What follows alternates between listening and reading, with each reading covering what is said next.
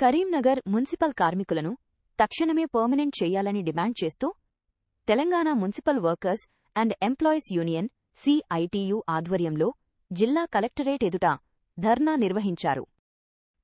ఈ సందర్భంగా సంఘ రాష్ట్ర ప్రధాన కార్యదర్శి జనగాం రాజమల్లు మాట్లాడుతూ ఔట్సోర్సింగ్ కార్మికులను క్రమబద్ధీకరించాలని కనీస వేతనం రూ. 26,000 అమలు చేయాలని కోరారు. మహిళా సిబ్బందికి ప్రసూతి సెలవులు మరణించిన కార్మికులకు దహన సంస్కారాల ఖర్చులు అందించాలని డిమాండ్ చేశారు. సమస్యలు పరిష్కరించుకుంటే పోరాటాన్ని ఉధృతం చేస్తామని హెచ్చరించారు.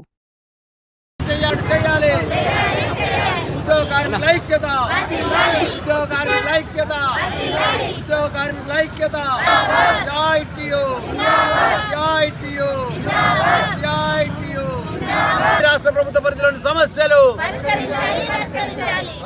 పరిష్కరించాలి. రాష్ట్ర ప్రభుత్వంలోని సమస్యలను కనీస వేతనం 26,000 రూపాయలు అమలు చేయాలి. నిర్ణయించి అమలు చేయాలి. కరీంనగర్ జిల్లా కేంద్రంలో ఈఎస్ఐ డిస్పెన్సరీ ఏర్పాటు చేయాలి.